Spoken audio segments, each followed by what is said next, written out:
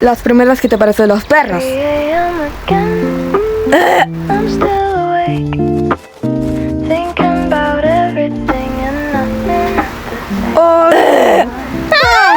Clock keeps ticking on the